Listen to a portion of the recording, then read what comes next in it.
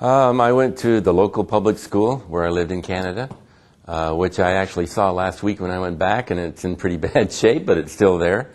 And then I went to, again, a local but private high school, a small high school in my hometown. My mother, who was a terrific lady, died when I was a pretty young guy in public school. And my father, who was also a pretty nice fellow, didn't really care that much for kids, so I sort of was on my own. I always had meals and had a place to go, but I was pretty well on the street playing hockey most of the time. I liked school a lot. I liked all subjects. I think my favorite subject, at least in high school, was Latin. And the reason for it was I had a great Latin teacher. He was lots of fun, and it was terrific. In grade school, I pretty well liked everything. I was really, I think, most interested in sports, but disappointed that I couldn't do well because I was really short until I was about 15. So I was okay, but never really that good because I didn't have the physical tools. So I was mainly interested in doing well in sports.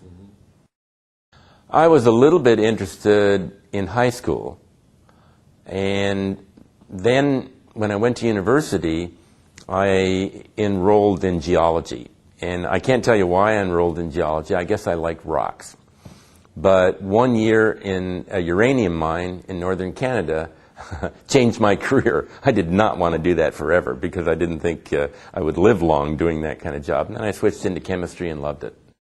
I knew that I could probably do most scientific courses. Probably not engineering because I couldn't think three-dimensionally. So I really just wanted to take basic science to begin with, took geology and then switched into chemistry.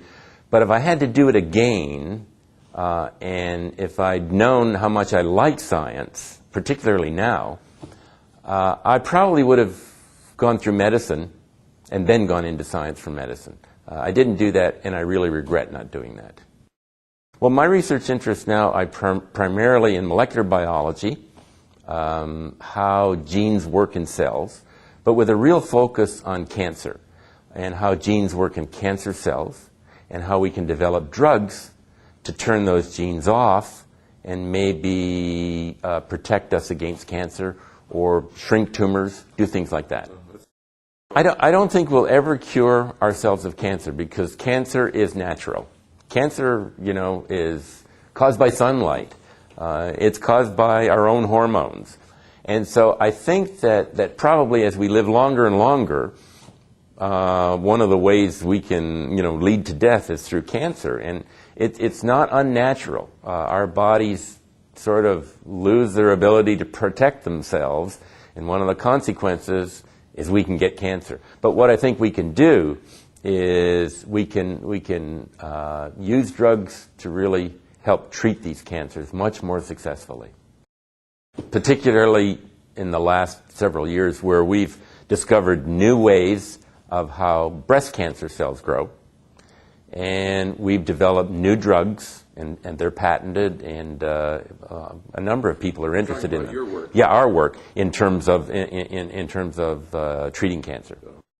We do a lot of different things, but as I mentioned before, it's mainly working on genes, and genes are really important. I know it sounds complicated, and we all have 35,000 genes, and they have a job to do in our bodies, but we now know what they are.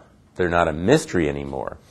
And from now on, from the last actually this year, the identity of all these genes has pretty well been confirmed, and we can begin targeting them and looking at them in terms of how one causes a disease, how another may cause a disease, how others may be beneficial. So lots of good things are on the horizon, and we're working in that area. Mm-hmm.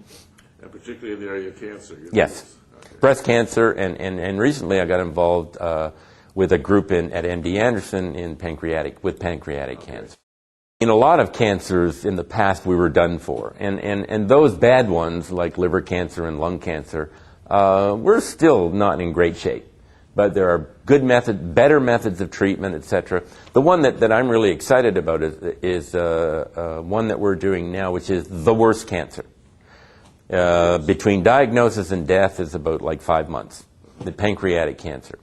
And we're working, there's a large group at MD Anderson, and my lab is now part of that, and we're working with them on different ways to, at least in my case, to not prevent, but treat pancreatic cancer if it can be detected early enough. So a lot of work needs to be done. With pancreatic cancer, for example, smoking is a risk factor, but we don't know all the other risk factors. Why does somebody get it and somebody not get it? Lots of reasons, and we really don't know the answer. When you think of what's happened in the last 10 years, it's been a revolution in biology and molecular biology. 4 years ago, we thought humans had maybe 60 or 90,000 genes to do all the jobs. Now, we know it's 35,000. So who knows what's going to happen in the next 5 years, let alone 20 years. You know, for some people, it's not exciting. They would rather be out selling something or repairing something. And, you know, I don't think I'd be good at selling, and it's a good thing to do. And I know I wouldn't be good at repairing. But there's something about research where you're asking questions and hoping to come up with answers. And a lot of times it doesn't matter what the answer is. Sometimes the wrong answer leads you in really interesting and exciting pathways. Discovery often comes about when you don't expect it, and it just sort of hits you on the head. And a lot of it is just luck. You've asked the right question, you get the answer you're not expecting, and it's more exciting than the original question. Before I came to A&M, I taught a lot. And one of the reasons I came here was to cut down on my teaching and up my research. But I teach graduate courses. I used to teach a lot of undergraduate courses, not since I've been here, but I have up to 20 graduate students, and that's teaching as well. It's in a sort of a one-to-one teaching mode, not a classroom mode. So I do all sorts of different kinds. Rollerblade, watch sports on TV. But I don't have a lot of free time now because my kids are grown up, and I spend a lot of time at work. You know, I'm not very good at computers and the internet. In fact, I'm horrible. But all kids are. And you can just look up almost anything you want. And the sky's the limit. There's no hidden secrets. You can look up everything about me or anybody else at this university or any other university that you want. You can see what they're doing, what programs they're in. And I think that's the way to get your information. We don't have enough people going into science. They're wasting, I shouldn't say this, but they're wasting their time going into being lawyers and businessmen.